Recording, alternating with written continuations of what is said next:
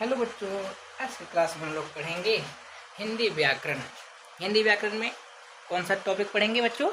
वर्ण के बारे में पढ़ेंगे। कौन सा टॉपिक के बारे में पढ़ेंगे? वर्ण। अब हम लोग समझते हैं कि वर्ण क्या होती है, इसे कितने प्रकार होते हैं, पूरा जानकारी लेते हैं। सबसे पहले हम लोग वर्ण की परिभाषा को जानेंगे। क्या जानेंगे बच्चों? वर्ण की परिभाषा को। वर्ण क्या होती है? ओके, लिखते हैं।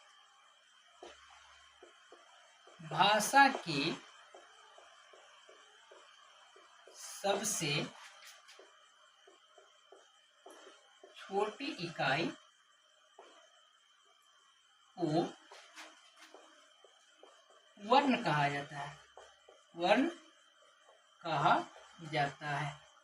क्या बच्चों बोले कि भाषा के सबसे छोटी इकाई को वर्ण कहा जाता है, या एक और डिफिनेशन इसका होती है, परिभाषा होती है या में वर्ण वह मूलध्वनि है, वह मूल ध्वनि है जिसका खंड या टुकड़ा, जिसका खंड या टुकड़ा नहीं किया जा सके, किया जा सके, उसे क्या कहते हैं बच्चों?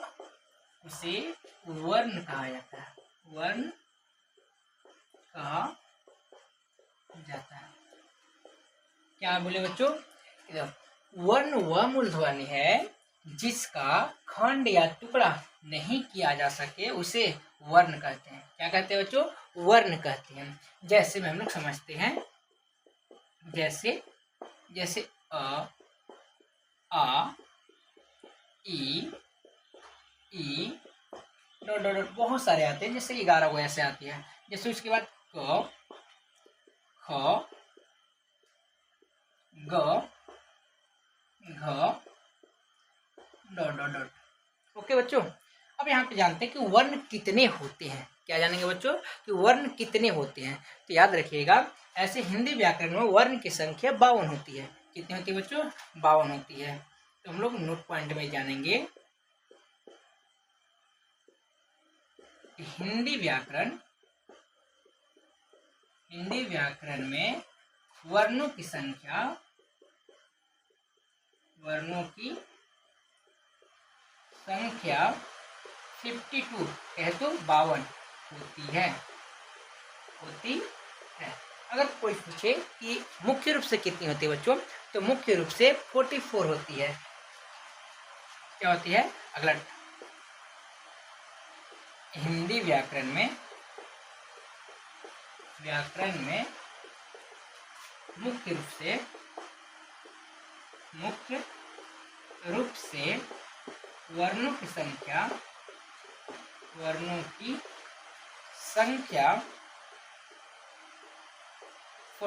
होती है।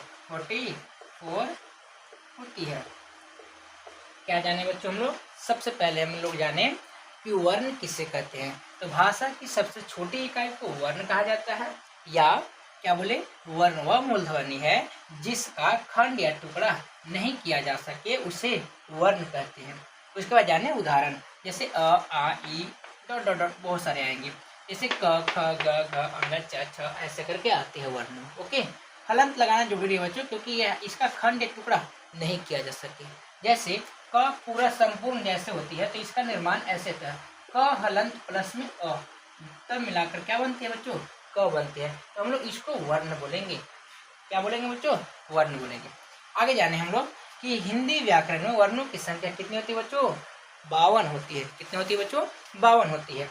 मुख्य रूप से अगर बोला जाए तो मुख्य रूप से हिंदी व्याकरण में वर्णों की संख्या कितनी होती है बच्चों? 44, मतलब कि 44 होती है। पहले इतना नोट्स कर लेंगे अच्छे से। चलिए, हो गया होगा। अब हम लोग जानते हैं वर्ण के प्रकार। क्या जानते हैं बच्चों? वर्ण के प्रकार।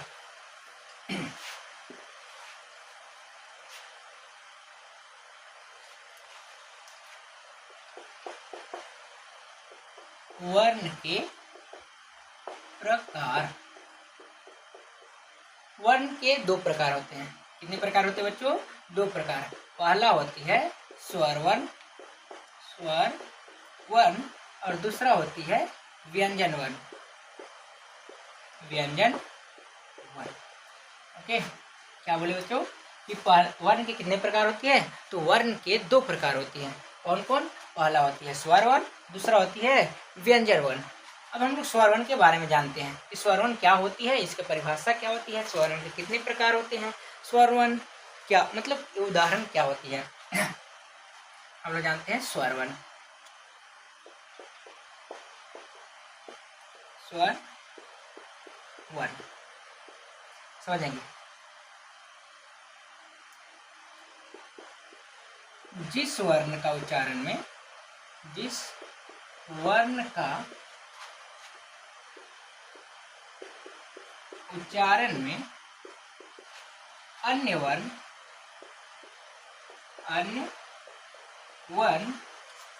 की सहायता न ली जाए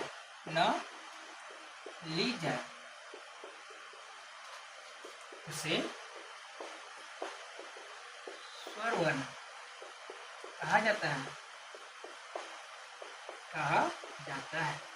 क्या बोले बच्चों कि जिस वर्ण का उच्चारण में, उच्चारण मतलब होता है बोलने, ठीक है, उच्चारण में अन्य वर्ण की सहायता न ली जाए उसे क्या बोलते हैं? स्वर वर्ण बोलते हैं। जैसे हो गया, जैसे अ, आ, ई, उ, री, ए, ऐ, ओ, औ। ये क्या होते हैं बच्चों? ये स्वर वर्ण है। इतने क्या है? स्वर वर्ण है। तो स्वर वर्ण की संख्या कितनी होगी बच्चों? देखेंगे 1 2 3 4 5 6 7 8 9 10 11। तो हम लोग जानेंगे स्वर वर्ण की संख्या कितनी होती है बच्चों? 11 होती है। तो नोट पॉइंट में हम लोग यही करेंगे क्या कि स्वर वर्ण की संख्या 11 होती है। 11 होती है। स्वर वर्ण की संख्या कितनी होती है बच्चों? 11 होती है। स्वर वर्ण की संख्या 11 होती है। कौन कौन होती है? अ, आ, ई, उ, री, ए, ऐ, ओ, औ। टोटल कितना हो गया बच्चों? 11 हो गया। 1 2 3 4 5 6 7 8 9 10 11। ओके, तो हम लोग जान गए कि स्वर वर्ण किसे कहते हैं, स्वर वर्ण को उदाहरण और स्वर वर्ण कितने होते हैं। अब हम लोग समझते हैं स्वर वर्ण के प्रकार। स्क्रीनशॉट ले लेंगे बच्चों। ओके, चलो हम लोग जानते हैं स्वर वर्ण के प्रकार।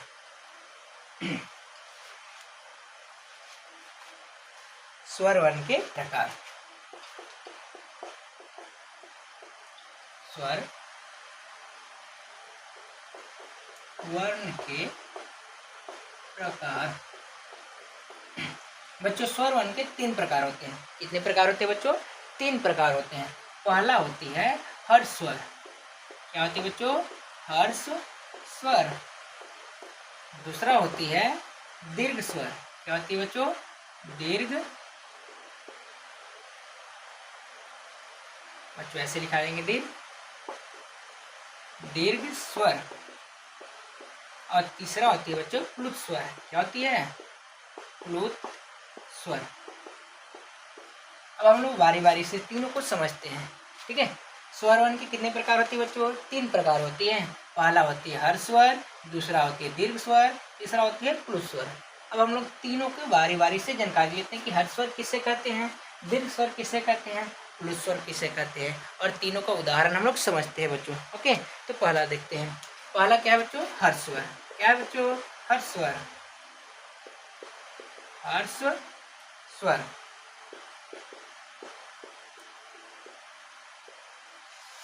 जिस स्वर का उच्चारण में, जिस स्वर का उच्चारण में सबसे कम समय लगे, सबसे कम समय लगे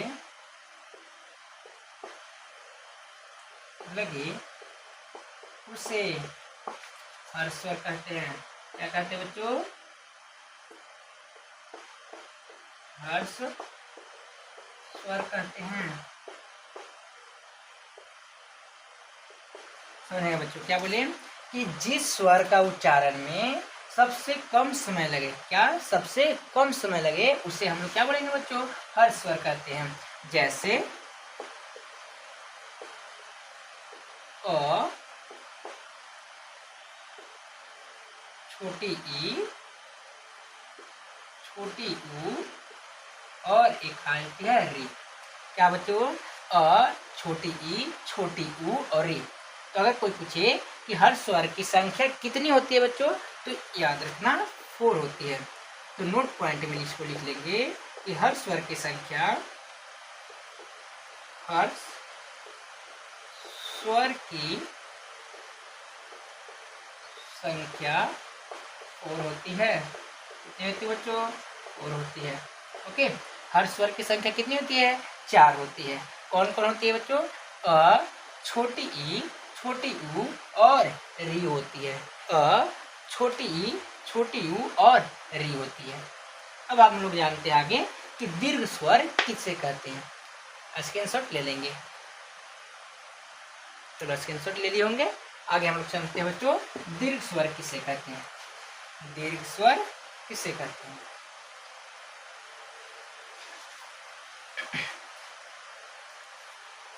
देखें बच्चों, दीर्घ स्वर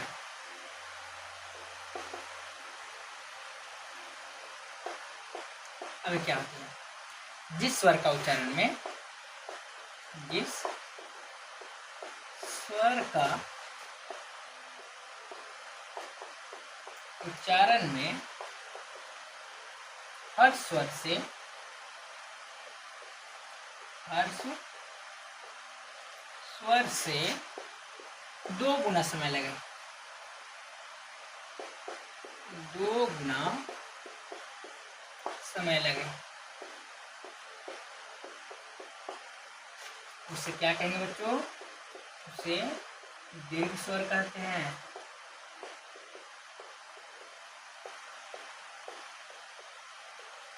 क्या बोले बच्चों कि दीर्घ स्वर क्या होता है? जिस स्वर का उच्चारण में हर स्वर से 2 गुना समय लगे। कितना गुना? 2 गुना समय लगे, उसे क्या कहते हैं बच्चों? दीर्घ स्वर कहते हैं। क्या बोलते हैं बच्चों? दीर्घ स्वर कहते हैं। जैसे में बड़ी आ, मतलब इसी को बोलते हैं आ, बड़ी ई, बड़ी ऊ, ए, ऐ, ऊ, औ। कितना हो गया बच्चों? 1, 2, 3, 4, 5, 6, 7। तो अगर कोई पूछे कि दीर्घ स्वर की संख्या कितनी होती है, तो क्या बोलेंगे बच्चों? 7 होती है। कितनी होती है बच्चों? 7। तो नोट पॉइंट में हम लोग इसको करेंगे। दीर्घ स्वर की संख्या 7 होती है। कितनी होती है बच्चों? 7 होती है। ओके, तो हम लोग पहला जाने हर स्वर किसे कहते हैं। तो जिस स्वर का उच्चारण में सबसे कम समय लगे उसे हर स्वर कहते हैं। हर स्वर की संख्या कितनी जाने बच्चों? 4 जाने। कौन कौन 4 था बाबू? कि अ था, छोटी ई, छोटी ऊ और री था। ओके बच्चों, अभी हम लोग पढ़े दीर्घ स्वर। जिस स्वर का उच्चारण में हर स्वर से 2 गुना समय लगे उसे क्या बोलते हैं बच्चों? दीर्घ स्वर। दीर्घ स्वर की संख्या कितनी होती है बच्चों? 7 होती है। कौन कौन होती है? आ, बड़ी ई, बड़ी ऊ, ए, ऐ, ऊ, औ। यहाँ तक समझ गए बच्चों। आगे हम लोग समझते हैं कि प्लुत स्वर क्या होती है। प्लुत स्वर। अब प्लुत स्वर क्या होता है बच्चों? समझते हैं। ओके, जिस स्वर का उच्चारण में, जिस स्वर का उच्चारण में सबसे अधिक समय लगे, सबसे सबसे अधिक कहें तो हर स्वर से 3 गुना है। सबसे अधिक ब्रैकेट में क्या लिख लेंगे बाबू, हर स्वर से 3 गुना। कितने गुना बच्चों, 3 गुना समय लगे, उसे प्लुत स्वर कहते हैं। प्लुत स्वर कहते हैं। क्या बोले बच्चों, प्लुत स्वर क्या होती है कि जिस स्वर का उच्चारण में हर मतलब सबसे अधिक समय लगे, सबसे अधिक कहे तो हर स्वर से 3 गुना समय लगे, इसे प्लुत स्वर कहा जाता है। नोट पॉइंट में समझेंगे कि प्लुत स्वर का प्रयोग, बच्चों समझेंगे कि प्लुत स्वर का प्रयोग हम लोग हिंदी व्याकरण में इसका नहीं करते हैं, ओनली फॉर पुकारने के लिए किया जाता है। क्या करने के लिए मतलब किया जाता है बच्चों, पुकारने के लिए। तो बात हम लोग लिखेंगे कि हिंदी व्याकरण में इसका प्रयोग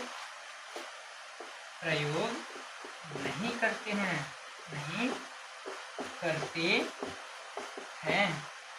अब समझेंगे कि इसका चिन्ह क्या होती है। पहला, दूसरा, इसका चिन्ह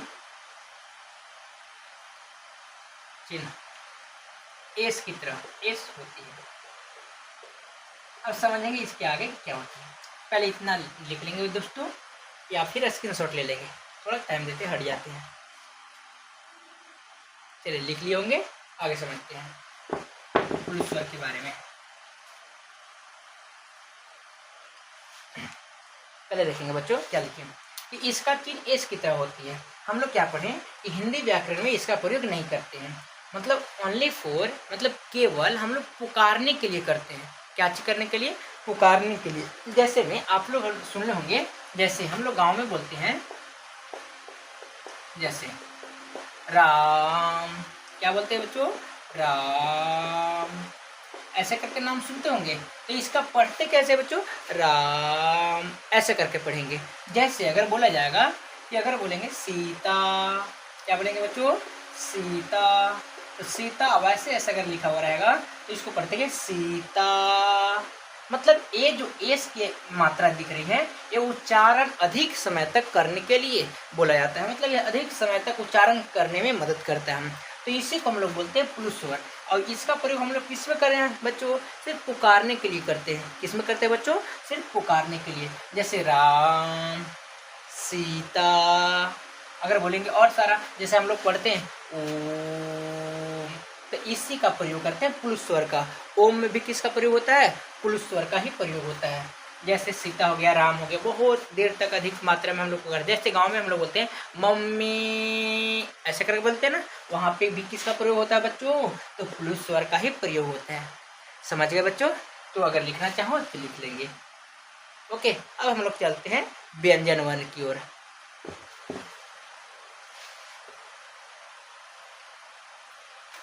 व्यंजन वर्ण क्या होते हैं समझते हैं।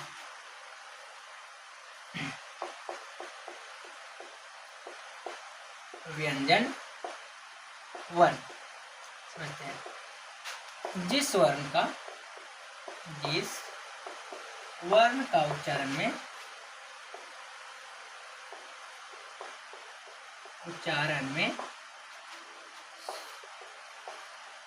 स्वर वर्ण की सहायता ली जाए उसे व्यंजन वर्ण कहा जाता है।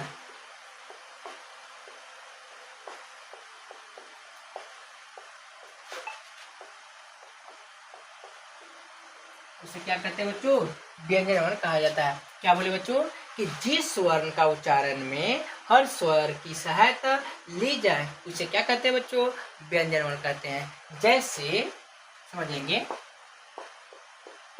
जैसे हम लोग लिखते हैं बच्चों क, क्या लिखते हैं बच्चों क, तो क कैसे बनते हैं बच्चों, देखेंगे कि क हलंत प्लस में अ, तब जाके संपूर्ण रूप से क्या बनता है बच्चों, क बनता है। तो बताइए ए तो हो गया व्यंजन, तो किसका सहायता लिया बच्चों, तो स्वर वर्ण किसका सहायता लिया, स्वर वर्ण, और स्वर वर्ण की मदद से ही हम लोग क्या बना पाए, व्यंजन वर्ण का निर्माण हुआ। जैसे अगर ख बोलते हैं तो ख का निर्माण कैसे होता है बच्चों, तो ख हलंत अब प्लस में क्या होती है, क्या होती है बच्चों, अ, तो ये क्या बनती है बच्चों, ख बनती है पूर्ण रूप से, इसको बोलते हैं ख।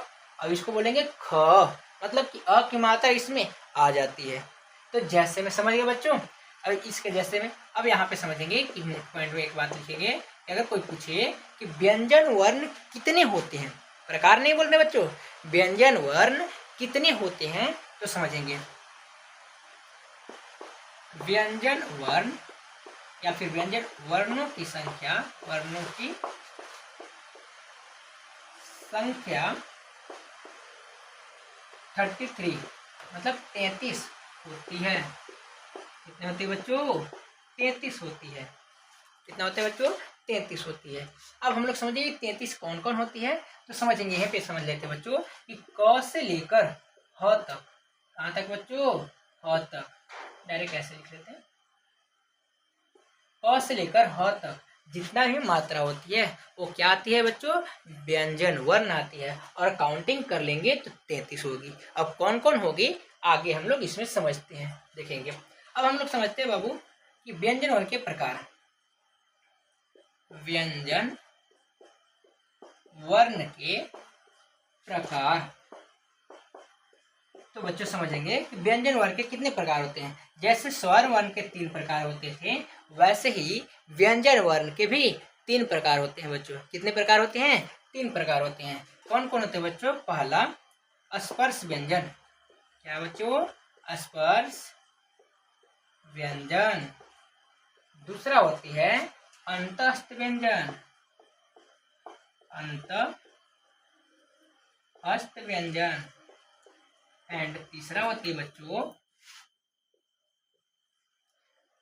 तीसरा होती है उष्म व्यंजन। क्या होती है बच्चों, उष्म व्यंजन।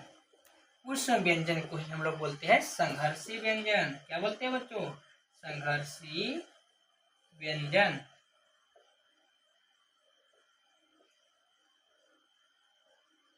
तो अगर पूछेगा कि व्यंजन वर्ण के कितने प्रकार होते हैं बच्चों, तो 3 प्रकार होते हैं। पहला होती है स्पर्श व्यंजन, दूसरा होती है अंतस्थ व्यंजन, और तीसरा होता है क्या बच्चों, उष्म व्यंजन। और उष्म व्यंजन को ही हम लोग एक और नाम देते हैं, क्या बच्चों, संघर्षी व्यंजन। क्योंकि इसका मतलब इस व्यंजन का उच्चारण में हम लोग को बहुत थोड़ा मेहनत करनी पड़ती है। अगर इतना लिखना चाहो बच्चों लिख लेंगे, या फिर स्क्रीनशॉट ले लेंगे, साइड हो जाते हैं। चलिए लिख लिए होंगे या फिर स्क्रीनशॉट ले लीजिएगा। चलो आगे हम लोग समझते हैं स्पर्श व्यंजन क्या होती है, अंतस्थ व्यंजन क्या होती है। अगर थोड़ा सा बच्चों दिक्कत हो तो गर्मी के समय है, गर्मी के समय में थोड़ा सा इधर उधर वीडियो हो रही होगी शायद, क्योंकि बैक कैमरा से वीडियो रिकॉर्ड हो रही है, तो ज़्यादा हड़बड़ाएंगे नहीं। चलो हम लोग जानते हैं बच्चों स्पर्श व्यंजन, स्पर्श व्यंजन। इसमें सबसे पहले हम लोग परिभाषा जानते हैं, और परिभाषा जानने के बाद इसका उदाहरण देखेंगे। ओके बच्चों, तो देखते हैं। जिस व्यंजन के उच्चारण में, जिस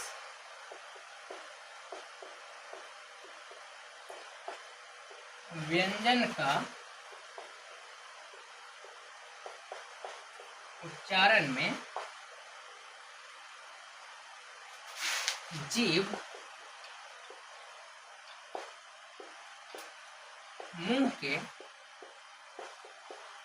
किसी विशेष भाग, किसी विशेष भाग, जैसे कंठ, तालु, मूर्धा, दंत, होठ।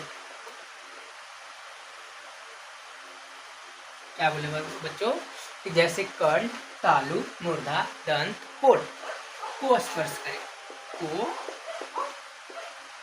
स्पर्श करे उसे स्पर्श व्यंजन, स्पर्श व्यंजन कहा जाता है। बच्चों थोड़ा सा आवाज आ रही होगी कि डॉग्स के, क्योंकि बगल में डॉग्स है, आपस में लड़ रहे होंगे, इसलिए डॉग्स की आवाज आ रही होगी, तो इससे घबराए नहीं, ठीक है बच्चों। देखेंगे क्या बोले बच्चों कि जिन व्यंजन का उच्चारण में जीभ मुंह के किसी विशेष भाग, क्या वो विशेष भाग, जैसे कंठ, तालु, मूर्धा, दंत, होठ को क्या करे, स्पर्श करे, उसे क्या कहते हैं बच्चों, स्पर्श व्यंजन कहा जाता है। जैसे क, ख, ड, म। तो अभी समझेंगे कि स्पर्श व्यंजन की संख्या कितनी होती है बच्चों, तो 25 होती है। कितनी होती है बच्चों, 25 होती है। समझेंगे नोट पॉइंट में, स्पर्श व्यंजन की संख्या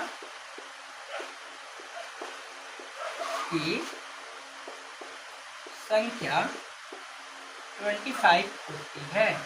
कितना होता है बच्चों, 25 होती है।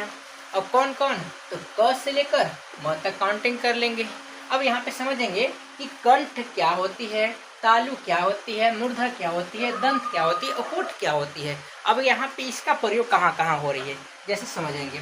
जैसे हम लोग के क से लेकर म तक के वर्ण में 5 गो वर्ग आते हैं बच्चों। कितने वर्ग आते हैं बच्चों, 5 वर्ग। जैसे में क वर्ग, क्या बच्चों, क वर्ग। क वर्ग में आते हैं क, ख, ग, घ, अंग। च वर्ग, क्या बच्चों, च वर्ग। च वर्ग में आते हैं च, छ, ज, झ, य। आगे ट वर्ग, क्या बच्चों, ट वर्ग। ट वर्ग में आते हैं ट, ठ, ड, ढ, वर्गिना। आगे देखेंगे बच्चों त वर्ग। त वर्ग में आते हैं बच्चों, त वर्ग में आते हैं त, थ, द, ध, न। और एक लास्ट बचती है बच्चों प वर्ग। क्या वर्ग, प वर्ग। प वर्ग में कौन कौन वर्ण आते हैं बच्चों, प, फ, ब, भ, म। तो इतना होते हैं। टोटल काउंटिंग कर लेंगे बच्चों, 25 होगी। काउंटिंग करके देखते हैं एक बार। 1 2 3 4 5 6 7 8 9 10 11 12 13 14 15 16 17 18 19 20 21 22 23 24 25। अब हम लोग समझते हैं कि 25 को तो हम लोग समझ गए कि स्पर्श व्यंजन की संख्या 25 होती है। बट अगर ऐसे पूछा जाएगा बच्चों कि स्पर्श व्यंजन मतलब क वर्ण में किस अंग का, मुंह के किस भाग का प्रयोग किया जाता है, तो हम लोग समझेंगे। ये 5 को भाग लिख रहा है ना, जैसे कंठ, तालु, मूर्धा, दंत, होठ। अब किस में, किस वर्ग में कौन सा अंग का प्रयोग होता है वो हम लोग समझते हैं। तो समझेंगे बच्चों कि क वर्ग में कंठ का प्रयोग होती है। किसका प्रयोग होता है बच्चों, कंठ का प्रयोग होती है, अब जैसे में समझेंगे होती है। कंठ कैसे, हम लोग कखा का जब पढ़ते होंगे तो देखिएगा, अगर वो मतलब लिप्स जो है, लिप्स को ऐसे ही करके बोल सकते हैं जैसे क, ख। देखिए लिप्स आपस में टच नहीं हो रही है, किसका प्रयोग हो रहा है, सिर्फ कंठ का प्रयोग होती है। तो यहाँ पे बोल के देखेंगे, बोलिए बोलिए बोलिए, तो कैसे बोलेंगे, क, ख, ग। जैसे देखिएगा बच्चों, जब बोलिएगा तो जीभ का प्रयोग नहीं होती है और लिप्स का भी प्रयोग नहीं हो रही है। ओनली फॉर किसका प्रयोग होगा बच्चों, कंठ का प्रयोग होगी। किसका प्रयोग होगी बच्चों, कंठ का होगी। तो यहाँ पे कंठ का प्रयोग हुआ। तो अगर पूछा जाएगा एग्जाम में कि बताइए बच्चों कि क वर्ण में किस अंग का, मतलब मुंह के किस भाग का प्रयोग होता है, कंठ का। ख में भी कंठ का, ग में भी कंठ का, घ में भी कंठ का, अंग में भी कंठ का। समझ गए बच्चों, आगे समझते हैं। अब च वर्ग में किस अंग का प्रयोग होगा बच्चों, तो च वर्ग में तालु का प्रयोग होता है। किसका बच्चों, तालु का प्रयोग होता है। अब तालु क्या होता है बच्चों, समझेंगे। तो तालु देखेंगे कि जीभ के ऊपर भाग को हम लोग क्या बोलते हैं बच्चों, तालु। जैसे ये जीभ है ना, जीभ के ऊपर वाला भाग को हम लोग क्या बोलेंगे, तालु बोलेंगे। जैसे अगर आप लोग उच्चारण करिएगा च, तो जीभ स्ट्रेट लाइन में रहेगी, मतलब सीधा, और ऊपर जाके टच करेगी। जीभ सीधा रख के कहाँ ऊपर टच करेगी बच्चों, ऊपर टच करेगी। जैसे च, बोले बोले च, छ, ज, तो ऐसे बोलिएगा ना बच्चों, तो जीभ सीधा रहेगा और कहाँ टच होगी, तो याद रखिएगा ऊपर। और ऊपर वाला भाग को हम लोग क्या बोलते हैं बच्चों, तालु बोलते हैं। क्या बच्चे बोलते हैं, तालु। बोलिए बोलिए, तालु बोलते हैं। तो ये च में च वर्ग कौन कौन, च, छ, ज, झ, इ। तो च, छ, ज में किसका प्रयोग होता है बच्चों, तालु का। किसका प्रयोग होता है, बोलिए, हाँ, तालु का। आगे हम लोग देखेंगे ट वर्ग में, ट, ट, ठ, ड, ढ, ट्वर्गिना, इसमें होता है मूर्धा का प्रयोग। क्या होता है बच्चों, मूर्धा। अब मूर्धा किसे कहते हैं बच्चों, समझेंगे। मूर्धा का प्रयोग होता है, मूर्धा किसे कहते हैं समझेंगे। तो जीभ के नीचे वाले भाग को हम लोग बोलते हैं मूर्धा। क्या बोलते हैं बच्चों, मूर्धा बोलते हैं। ठीक है, तो मूर्धा, जैसे ट बोलिएगा तो जीभ कर्व हो जाएगी, मतलब गोल घूमेगी और निचले भाग में टच करेगी। जैसे ट ऊपर जाएगी बट जीभ जो है गोल घूम जाएगी। ट, ठ, बोलिए बोलिए, तो जीभ जो है ना, जीभ के नीचे वाला भाग में ऐसे ए जो है ना, ए, इसके में मतलब एक घूम जाएगी, ऐसे जीभ ऐसे जब कर्व कर लेगी, ऐसे होगी और यहाँ पे भाग को क्या करेगी, टच करेगी जीभ। तो उसी को हम लोग बोलते हैं क्या बच्चों, मूर्धा।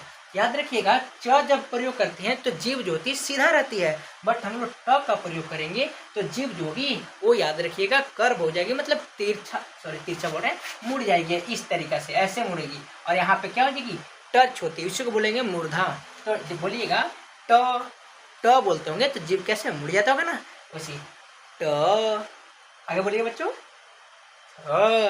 आगे ढ, इसको क्या बोलेंगे बच्चों, ढ। इसको बोलेंगे ट्वर्गिना। ओके, समझ गए। तो क वर्ग में कंठ का प्रयोग करेंगे, च वर्ग में तालु का प्रयोग करेंगे, उसके बाद ट वर्ग में मूर्धा का प्रयोग करेंगे। आगे समझते हैं। और त वर्ग में दंत का प्रयोग करेंगे बच्चों। किसका प्रयोग करेंगे, दंत का प्रयोग करते हैं। जैसे त बोलते होंगे, त, थ, तो जीभ जो है दांत में आन के टच होता होगा। कहाँ टच होगा बच्चों, दांत में। आगे जब हम लोग प फ पढ़ते हैं, प फ ब भ म, तो इसमें याद रखिएगा बच्चों होठ का प्रयोग होता है। किसका प्रयोग होता है बच्चों, होठ का प्रयोग किया जाता है। जैसे बोलिएगा, जैसे बिना लिप्स के बोल सकते हैं, प फ ब बोल के देखिए, नहीं ना बुला रही है, वैसे ही हम लोग बोलेंगे। देखिएगा, जैसे प, क्या लिप्स क्या आपस में हो रही है, मर्ज हो रही है ना, सट रही है, आपस में ज्वाइंट हो रही है। फ, ब, ऐसे बोल रहे हैं ना, तो ये आपस में जीभ क्या हो जा रही है, जीभ सॉरी, यहाँ ओठ जो हो रही है क्या हो रहा है बच्चों, सट जा रही है। बोल के ट्राई करिए करिए, कैसे, प, आगे, ह, आगे, हाँ, बस आगे क्या है लास्ट में, म है। तो जब प फ ब भ म का प्रयोग करते हैं तो किसका प्रयोग होता है बच्चों, ओठ का। तो फिर से रिपीट करते हैं, व्यंजन स्पर्श व्यंजन की संख्या 25 होती है। अब यहाँ पूछा जाएगा, ये नहीं पूछता, ये भी पूछ देगा, बट यहाँ ज्यादा पूछा जाता है कि क वर्ग में किस अंग का, मुंह के किस भाग का प्रयोग होता है, तो कंठ का। च वर्ग में तालु का, ट वर्ग में मूर्धा का, तो उसके बाद त वर्ग में दंत, प वर्ग में होठ का। एक बार अगर लिखना चाहे बच्चों तो लिख लेंगे, या फिर हट जाते हैं स्क्रीनशॉट ले लीजिएगा। ओके, चलिए हो गया होगा। आगे हम लोग देखते हैं, आगे हम लोग समझते हैं अंतःस्थ व्यंजन। क्या समझते हैं बच्चों, अंतःस्थ व्यंजन। देखिएगा, अंतःस्थ व्यंजन, अंतःस्थ व्यंजन समझते हैं बच्चों, जिस व्यंजन का उच्चारण में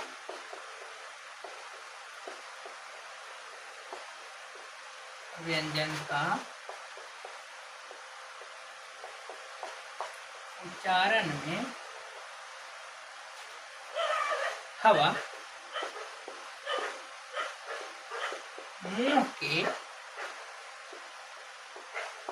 अंदर ही रह जाए, उसे अंतःस्थ व्यंजन कहते हैं। अंतःस्थ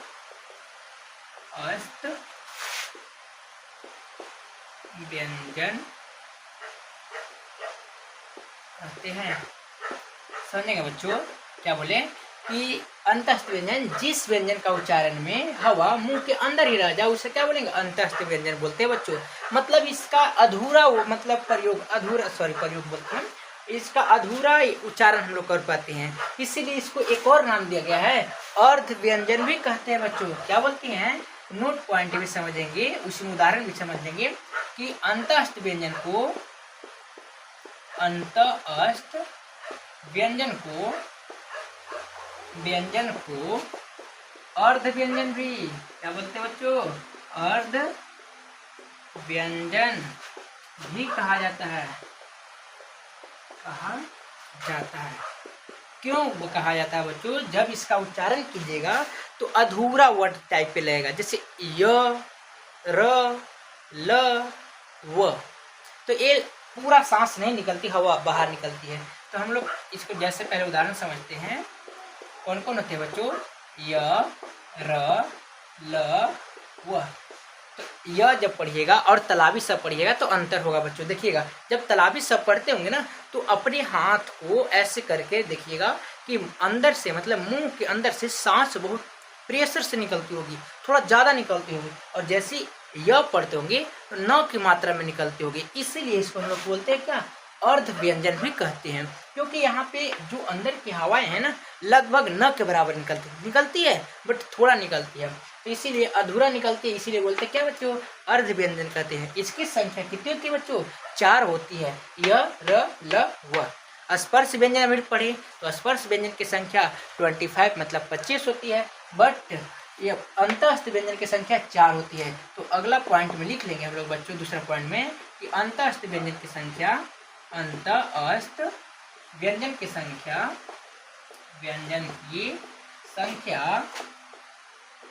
4 होती है। कितना होती है बच्चों, 4 होती है।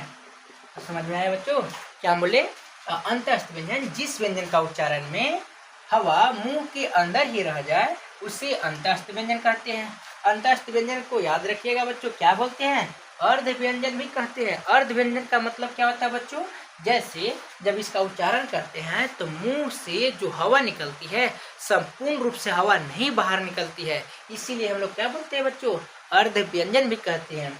अर्ध व्यंजन मतलब उसी को, अर्ध व्यंजन की संख्या कितनी होती है बच्चों, 4। कौन कौन होती है बच्चों, य, र, ल, व। याद हुआ बच्चों, क्या बोले, य, र, ल, व। कंप्लीट बच्चों। एंड आज के वर्ण जो टॉपिक हम लोग पढ़ रहे हैं, आज के लास्ट एक और बच गया है, इसका प्रकार क्या बच गया है, पहला पढ़े स्पर्श व्यंजन, दूसरा पढ़े अंतस्थ व्यंजन, और तीसरा बचा है ऊष्म व्यंजन। क्या बच्चों बच गया है, ऊष्म व्यंजन। ऊष्म व्यंजन को संघर्षी व्यंजन भी कहते हैं, ऊष्म व्यंजन। चलो देखेंगे बच्चों ऊष्म व्यंजन किसे कहते हैं। जिस व्यंजन का उच्चारण में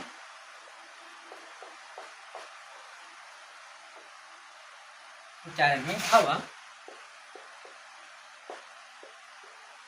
मुंह के किसी विशेष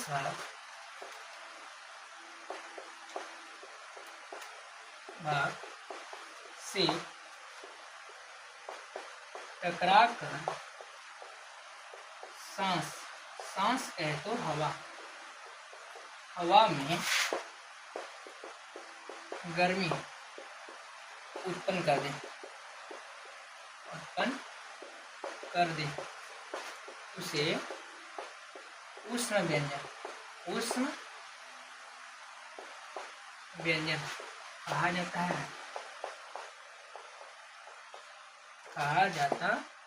समझे बच्चों कि जिस व्यंजन का उच्चारण में हवा मुंह के किसी विशेष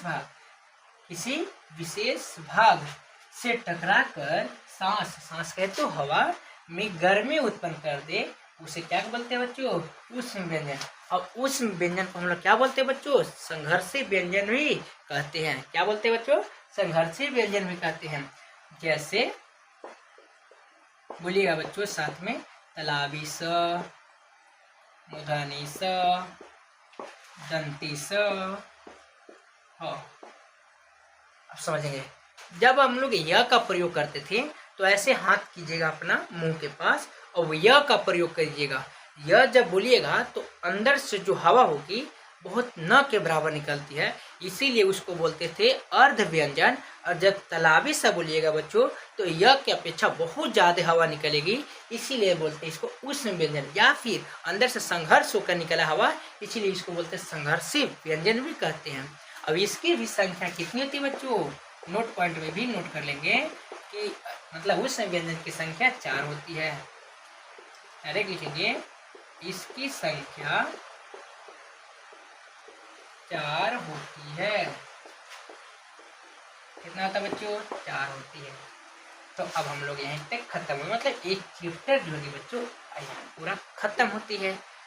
आपको कैसा लगा वीडियो ये? अगर अच्छा लगा तो ज़रूर लाइक करेंगे और सब्सक्राइब करेंगे। और आगे कौन सा आपको टॉपिक पढ़ना होगा वो बोलेंगे ज़रूर, हम लोग आगे मेहनत करके उसको देखते हैं। ओके, कल के वीडियो में हम लोग पढ़ेंगे, देखते हैं हिंदी व्याकरण में कौन सा चैप्टर पढ़ते हैं। कमेंट कीजिएगा कौन सा चैप्टर आप लोग को पढ़ना होगा। Okay, thank you.